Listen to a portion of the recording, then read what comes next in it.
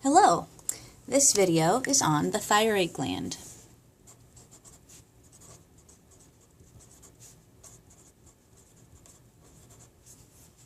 We can't really talk about the thyroid gland unless we first talk about the pituitary gland. So let's start with that over here. The pituitary gland is located in the brain.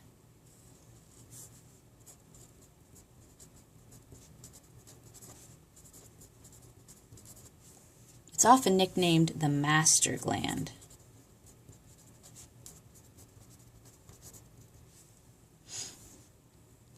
And it makes a hormone called thyroid stimulating hormone that causes the thyroid gland to produce and release thyroxine.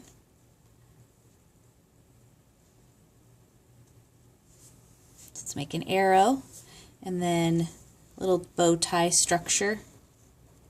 It's usually look kind of like a dog bone or a bow tie. That's the thyroid gland. Okay, let's put some color on here.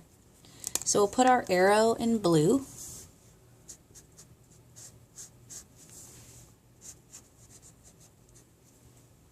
And let's put the gland in pink. There's the pituitary gland, and it's this anterior section that makes thyroid stimulating hormone.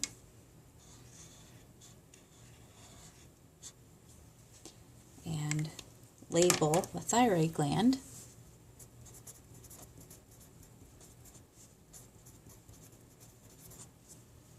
The thyroid gland is located attached to the trachea, so in your neck region, and the pituitary gland is located in the brain.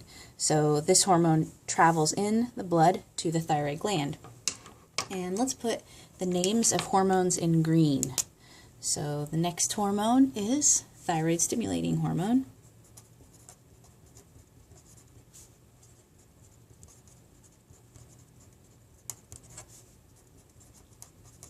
Otherwise known as TSH. And what it is able to do then is that hormone binds to, actually goes in to the thyroid gland, and when it's there, it stimulates the production of thyroxine. So let's make another arrow this way, and we get a product, a hormone product. Put this in blue.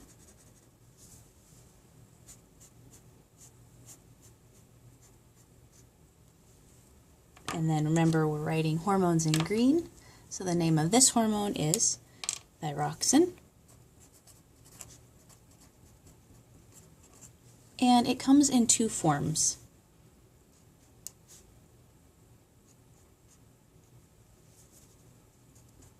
T3 and T4.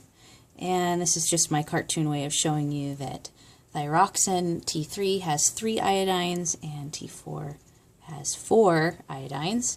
And that's the next thing that I want to show you, is that in order to make thyroxine, you have to have enough iodine available. And usually that iodine comes from the diet.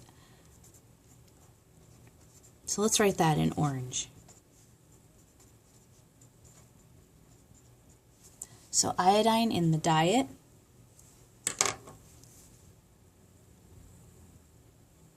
is incorporated into the thyroid gland. The thyroid gland is actually kind of a greedy iodine eater. If someone has thyroid cancer and they are trying to have some of the thyroid cells killed, they actually could give them radioactive iodine and it will be sucked up into the thyroid gland and it destroys thyroid tissue. So it's one way to control thyroid cancer. Okay, so the iodine in the diet is incorporated into a bigger structure called thyroglobulin. So I'm going to use green for this, even though it's actually not an active hormone. It is the precursor of thyroxine. It's basically like T3 and T4 stuck together, and then they have to get cleaved. And when they get cleaved, you get T3 and T4. So T3 has 3 iodines on it, and T4 has 4 iodines on it. Then another hormone I want to put on here is testosterone. because testosterone stimulates the process of thyroxine production too.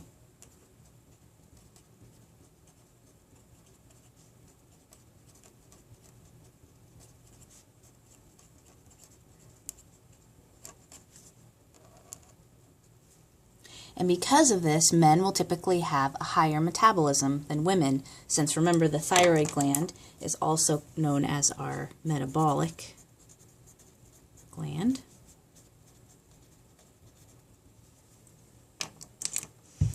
Okay, and then let's talk about a goiter for a second. What is a goiter? Well, if there's not enough iodine in the diet, which can happen in very rural places where they don't have the ability to ship in seafood or fish, and because iodine is very naturally occurring in the ocean, so if they don't have access to that, then they might not get enough iodine in their diet, and what will happen is they will just keep on trying to make thyroglobulin, but until it can incorporate the iodine, it's not able to cleave it into two effective products. And so the thyroid gland will actually get bigger and bigger and bigger and bigger, but it's not actually producing active hormones. We'll talk more about that too in a minute with the feedback loop. So normally what happens then, and we'll use our black arrow back to the pituitary gland, the presence of these hormones in the blood actually feeds back to the pituitary gland, which can then sense, okay, do we need more thyroxine or do we need less? If it thinks we need more, then it will release more TSH. If it thinks we need less, then it will release less TSH. So that sort of will help you understand why it is that if there is plenty of thyroxine in the blood, then less TSH will be released. But if there is not enough thyroxine in the blood, then more TSH will be released. And that's what we call a negative feedback loop. And it should work great, right? Unfortunately, it seems like there's a lot of places where this feedback loop gets a little out of whack. And sometimes that can be the source of thyroid problems. But let's write that on here. That negative feedback loop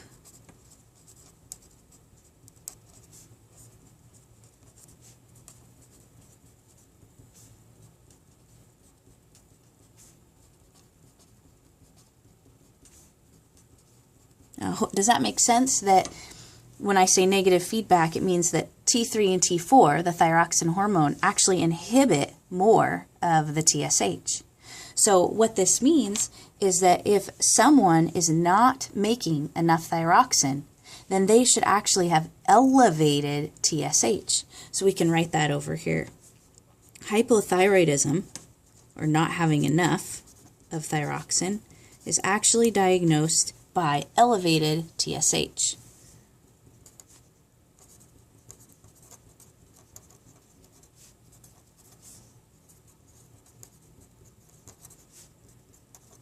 And then can you figure out the next part of it? How would we diagnose hyperthyroidism clinically?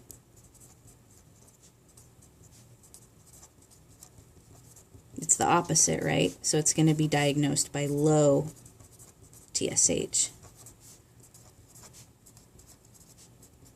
So I'll walk you through how that would be. So if someone is making too much thyroxine, then what will happen is they will not make as much TSH because their body's trying to bring that back into balance. So if they are hyperthyroid, then they'll have low TSH. And if they're hypothyroid, they'll have elevated TSH. It's certainly not a perfect system. It's not a direct measurement of the thyroxine in the blood, and that's one of the things that I believe makes diagnosing and then treating long-term thyroid imbalances. Okay, now let's talk about what the hormone actually does. So we use another arrow, and I'm going to give you, I think, 4 main functions of these metabolic hormones.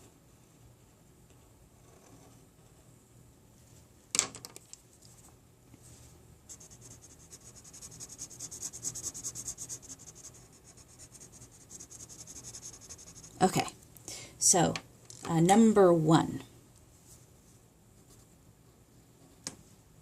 you're going to see an increase in ATP production by virtually all cells in the body. Brain cells are going to make more ATP. Muscle cells are going to make more ATP. More cellular activity in general will be happening everywhere. So let's use a good example, though, particularly of like a muscle cell. I'm going to use a green highlighter here. Who would have known you have green muscles, eh?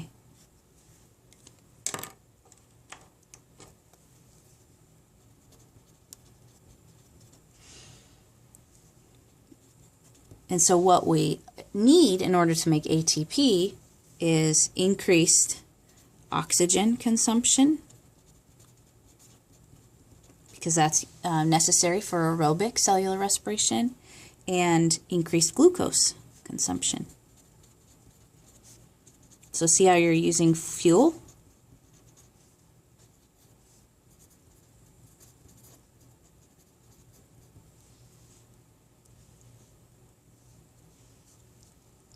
And then we see an increase in cellular activity because of that. Okay, so that's the first one I wanted to show you. The second function is really a direct effect of increasing ATP production. And that is, let's see if we can draw a little heart right here. Like that, heart. You're going to see an increase in heart rate and an increase in blood pressure as a direct effect of thyroxine. So that's job number 2. Then job number 3 is in bone. Thyroxine will stimulate it to make more red blood cells in the bone marrow. Let's get a little more color on here. So our heart, of course, pink, and the bone marrow right here. Okay. And then the last, oh, and this should maybe make sense, right? Because if you make more red blood cells, you can carry more oxygen. So that's why it would make sense. Because then, meanwhile, you're using more oxygen. And if you're increasing heart rate, then you can get that blood to all of the cells that need it. Okay, then let's put a 3 on there. Then the fourth one, well, good luck here. Let's draw a little brain. Pons, medulla, cerebellum. Okay, so in the brain, because of the increased activity, there can be a sense of energy, like an energized brain, and also like a clarity of thinking.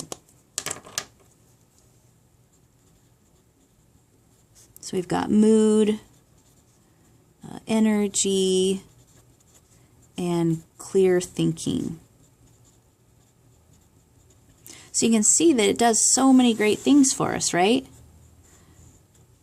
It helps us think better, it helps us feel better, it helps us have more energy, and it helps all of our cells get more oxygen, more glucose to them, so that we can increase the activity and work of basically the productivity of all of our cells in our body. So what I want to show you now, though, are what can happen when we have either too much or not enough. I'm going to start with not enough. And looks like we're getting kind of toward the bottom of the page. So I'll just put this over here.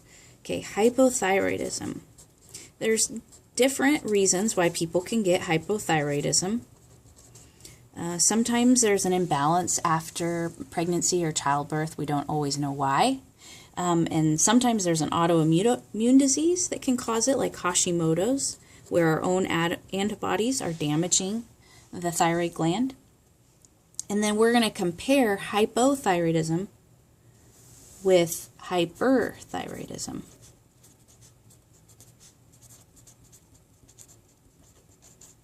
Actually, I'm a little disappointed in myself right here, because let's put these right across from each other, so like versus, so that you'll see what I mean here when we do this table.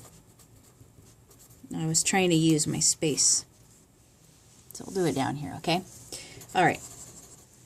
So, Graves' disease is a common name for an autoimmune disease that overstimulates the thyroid gland, and Hashimoto's is the name of an autoimmune disease that causes underactivity of the thyroid gland. Notice they're both just named after the discoverers of the clinical symptoms.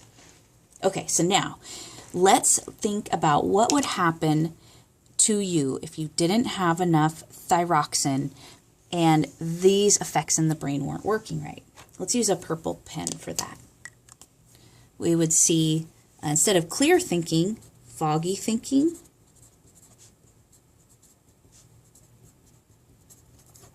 And instead of feeling good, we might be depressed.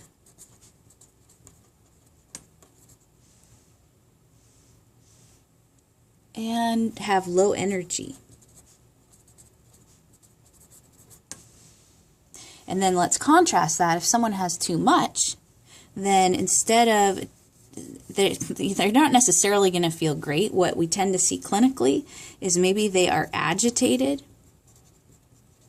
and irritable. Kind of like they're wound up so tight, they're not able to be easygoing about things. Okay, so now what else might happen if we look at the heart effects? Let's use a pink pen for that. So maybe it wouldn't surprise you that if someone's hypothyroid, that their heart rate might be low and their blood pressure might be low. Like a low resting heart rate and low blood pressure. And believe it or not, people, you'd think, you know, we talk about how bad high blood pressure is, and sure it is, but when people have low blood pressure, they feel really sluggish. They just don't feel good. Let's contrast that with hyperthyroidism. This patient might have a rapid heart rate, maybe even palpitations, kind of an irregular rhythm.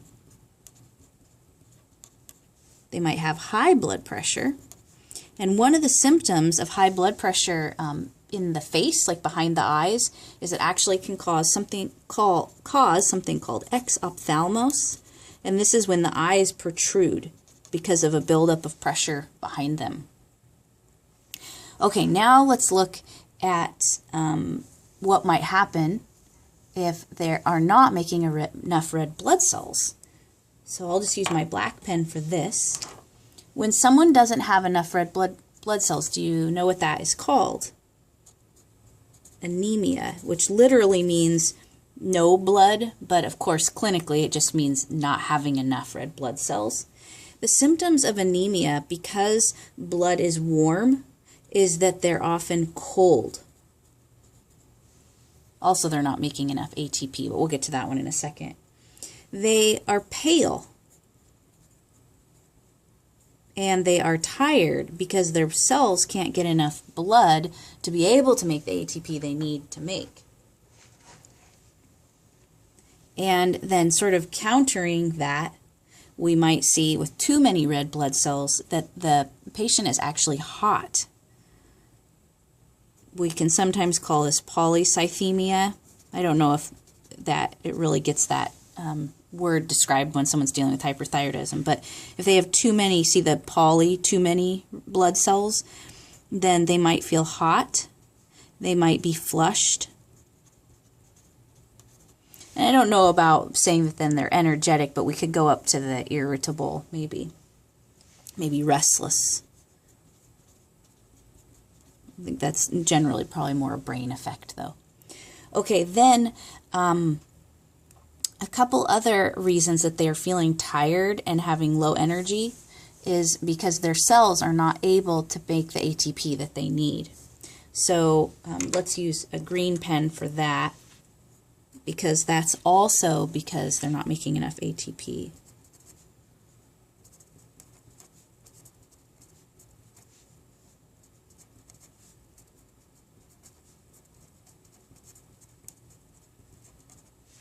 So if we look at this, then we might say that they would also be potentially overweight because they are not able to use the glucose in their body, the fatty acids in their body, to make ATP, and they might be fatigued because let's say they want to get up and go running, but their cells can't even make the ATP needed for all of that muscle contraction. They actually are feeling tired, so it can also be a vicious cycle. They're feeling tired because they can't make enough ATP, so they don't exercise, so they are not able to use as much of their stored energies. Whereas someone that is hyperthyroid, using the green pen again, they would probably be thinner or maybe losing weight. And again, we're back to that restless. You see that's kind of a theme with this. Okay, so if someone has, let's say, these symptoms, and they go to the doctor will check their TSH levels and which ones would confirm a hypothyroid diagnosis. It'd be elevated thyroid stimulating hormone actually confirms that the patient is suffering from hypothyroidism.